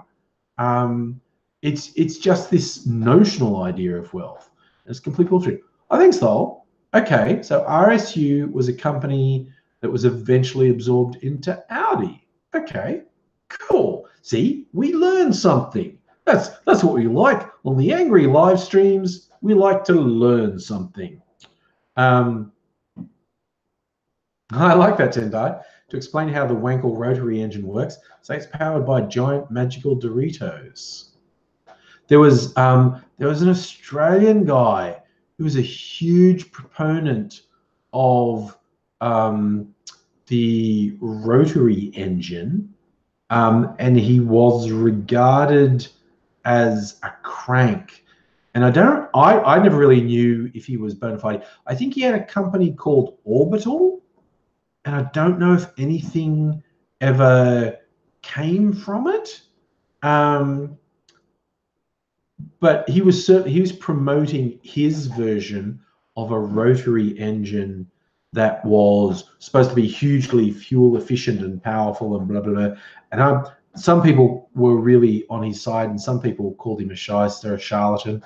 I don't know whether he realized. Hey, Belinda, how are you? joining us for the last 15 minutes. Yeah. Nice to see you. Wow. Man, I'm making some more of this bloody caramel bourbon. I'll tell you that for free. It's a nice beverage. Do a big old block of ice in there and just having the occasional sip. Oh, that feels very good. I'm glad you're feeling great, Belinda. We're having a good time this evening. And you know, we're just tooling down life's highway here, as we are wont to do. And I think I've super offended Tara, but that's okay. Hopefully, she'll be okay with it. But that's one way or the other. Things happen. Shit happens. People are entitled to their own views and reactions to things, much as I'm entitled to my own views and reactions. Ooh, that's an interesting one, Tender. You can apparently use rotary engines as a range extender. And Mazda's floating the idea. Look, there are obviously some strengths to rotary engines. I mean, we see, like, the writing's on the wall. The future seems to be electric engines. The improvement in the battery system to power electrical motors. Well, I don't want to act as if I know the future, because often people who predict the future end up really, really wrong. But it does seem that our future is self-driving electric cars, just fleets of them all moving around. I for one, look for, it's a seismic change, but it means so much to cities if people weren't driving their own car. If you're basically, you know, doing the I need a car now, and a little self-driving electric car that's been zipping around just pulls up and goes, here I am, and you go to your destination. So you don't need parking, because when you look at how much of city space is taken up with parking, if all the little electric cars are just zipping around, picking people up and dropping them off, so no one has to park anywhere, it's like you get a third extra real estate, because like a third of city real estate is fucking parking. Yes, look, Uber style, but not the company Uber, because the company Uber is fucked, is run by fucked people, and does fucked things, treats their drivers like shit, is just waiting for the opportunity to treat the customers, the people hiring the customers. Oh, Mimsy's come back to say hello. Hello. Yeah, sure. Well, that's interesting, Safa. There's a fast charge station opened at Euroa. Look, eventually, that we need a change in the infrastructure. We need to change the infrastructure from petrol service stations to electric charging stations. But I don't think there's much doubt that the future, as soon as a decade or two from now, is fleets of self-driving electric vehicles. And I tell you what, and I've had this discussion before in live streams, but the first one to take it up is going to be freight. Like, instead of humans driving trucks, it's going to be self-driving trucks will be common before self-driving passenger vehicles are. That opens all sorts of things. Not least a statistic that blew my mind. I had no idea this was the case. In the majority of US states, the most common job is truck driver. That blew my mind when I read it. This was in relation to an article on self-driving vehicles, because the first self-driving vehicles are going to be freight vehicles. Instead of human-driven trucks on the road, they're going to be self-driving trucks. And truck driver is the most common job in the majority of US states. And that job's going to not exist. And it goes beyond that, because there's an infrastructure to support interstate truckers, the petrol stations, the truck stops, like the food places, the motels where they sleep overnight, and none of those will be required. So there will be this cascading of unemployment. It won't just be truck drivers. it will be the infrastructure that supports truck drivers will become redundant. And so this layer of unemployment will cascade out. Look, is she following my hand? Look at that. She's like, that hand should be scritching me. Yes, it should, shouldn't it? She sees me moving my hands about, and she just wonders why that hand isn't scratching her.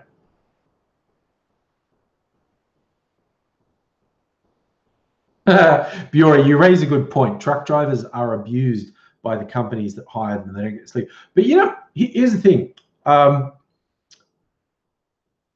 Whenever people talk about self-driving vehicles, I think they're talking about completely the wrong thing. Like I saw it again today. I saw another article today like, oh, whose lives should self-driving vehicles save? Like there's this idea that a self-driving car will do an algorithmic calculation like, oh no, do I swerve to avoid those pedestrians and therefore crash and kill my driver?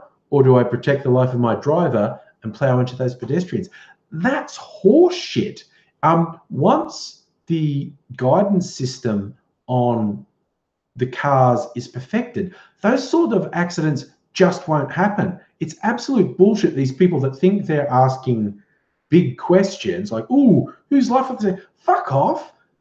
People are only killed by the inattention of human drivers. When the vehicles are all self-driving, fatal accidents will be all but a thing of the past. The things that no one seems to address that I think will be the real big issues is like, okay, when the self-driving vehicles are perfected so they don't run over pedestrians, pedestrians realize, oh, I can just step into traffic because their sensors will see me and they will have to stop. So I don't have to wait for traffic lights. I don't have to wait for this, that, or the other. If I just walk out into traffic, the traffic will stop and let me through. That's the humans are going, the cars aren't going to have to be managed. The humans are going to have to be managed. So there's that. How will you deal with the urban situation where pedestrians just go, all those vehicles are a slave to me. They have to stop if I walk out into traffic. And the second thing is, okay, so you can get rid of truck drivers and the trucks can drive themselves.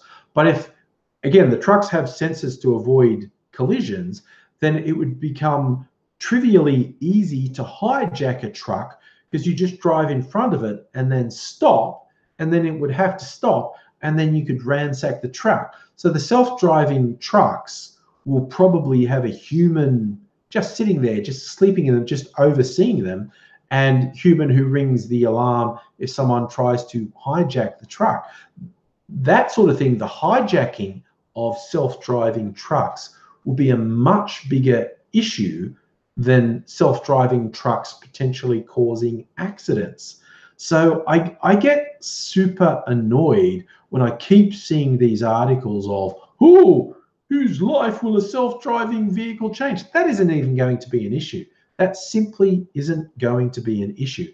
There are going to be different issues, and people don't seem to understand that. Charlie Simpson's here. That's right. The Simpsons had a self-driving truck, didn't they? I like that.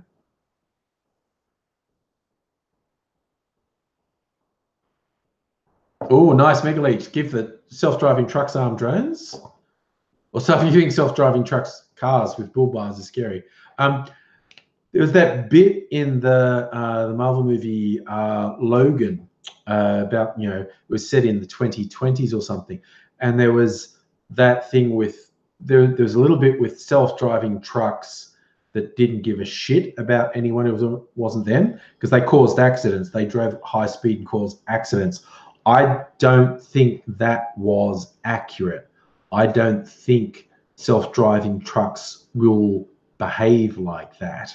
But I don't know, corporations are evil. If you want have fun, I think one of my favorite authors is William Gibson, famed for popularizing cyberpunk and the idea of cyberspace with his stuff from the 80s, the Neuromancer, the Sprawl trilogy.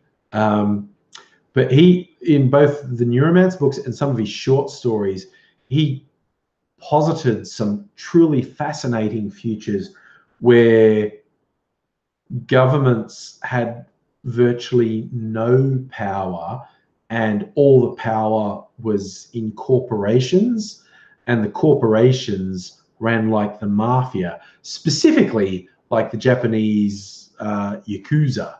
The Yakuza ran a lot of these big corporations, and they were like fucking evil as fuck.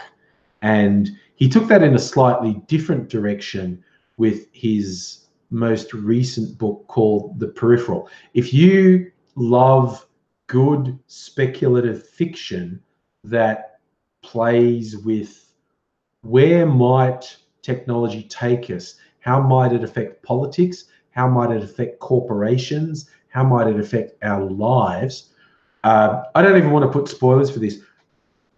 William Gibson's most recent novel, The Peripheral, you start reading it and there are these two separate stories happening, and it takes till about a third of the way through the novel before you start to piece together the relationship between the two stories, and it's fucking fascinating. The guy has such an amazing mind, and what he does with this speculative idea of where corporations and governments might take us, he's just great. I can't recommend William Gibson highly enough.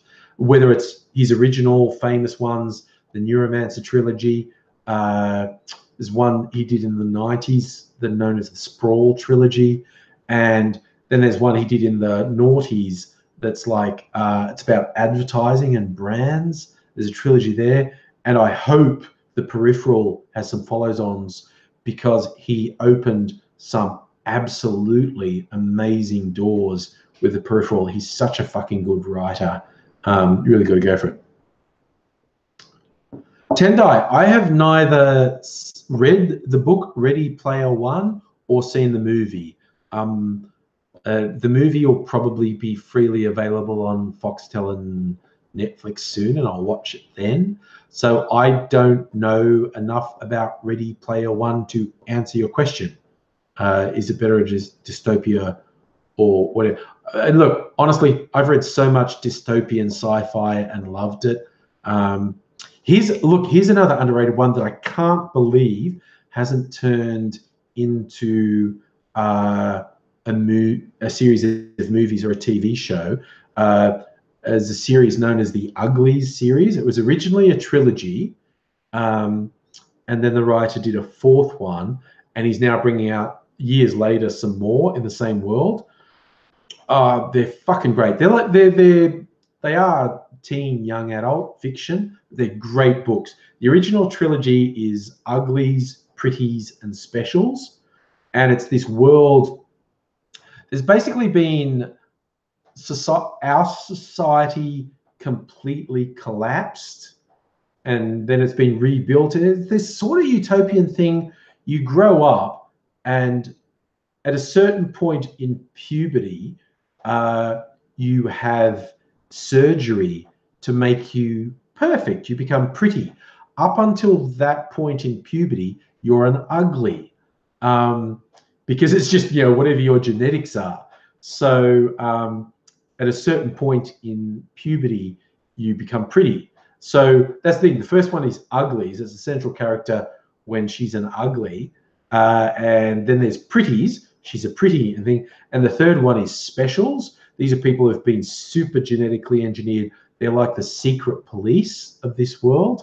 They're fucking great. The Uglies stories are fucking great. Definitely recommend. That's not my drink. This is my drink. When you see all the young adult stuff that's been turned into movies or TV series, like Maze Runner and fucking Twilight and all that shit, I can't believe Uglies hasn't been made into a movie or a TV series, because it's an absolutely brilliant story. And the same writer, he did a series of this alternate history steampunk stuff, sort of set around World War I, but it's an alternate history where all this steampunk technology exists. and it's great. I'm blanking on his name. Why am I blanking on his name? I'm gonna blame the bourbon. Scott Westerfeld, that's his name. He's great. I think he's American. I think he lives half the year in Australia because his wife, Justine Larbalester, is an author as well. She's Australian. She is a great writer. I read one of hers called Razorhurst. It's set in Sydney and the inner suburbs of Sydney. And again, it's a alternate history thing. It's like a magical realism thing with ghosts around the time of the Razor Gangs in 1920s Sydney. Fucking great. Really good book. And she's written a bunch of other stuff that I've been meaning to read as well because she seems like a good writer. We're going to round off with some literature suggestions. I read a lot of young adult fiction. I read comics too, graphic novels. My favorite comics team is Ed Brubaker, writer, and Sean Phillips, artist. They do some fucking brilliant stuff together. They do a lot of stuff individually as well, but when they collaborate, it's brilliant. They have a whole series that are known as the Criminal series, and they're crime stories, as it suggests, and they're fucking great. And they've done some sort of superhero stuff as well that was great, and some supernatural stuff. Great. And the most recent one is a one-off graphic novel that's a return to their criminal storyline that they call My Heroes Have Always Been Junkies. And now they've released that they're going to release more criminal comics next year. They're fucking great. Recommend wholeheartedly. If you ever see a combo of Ed Brubaker and Sean Phillips, I recommend it wholeheartedly. Yes.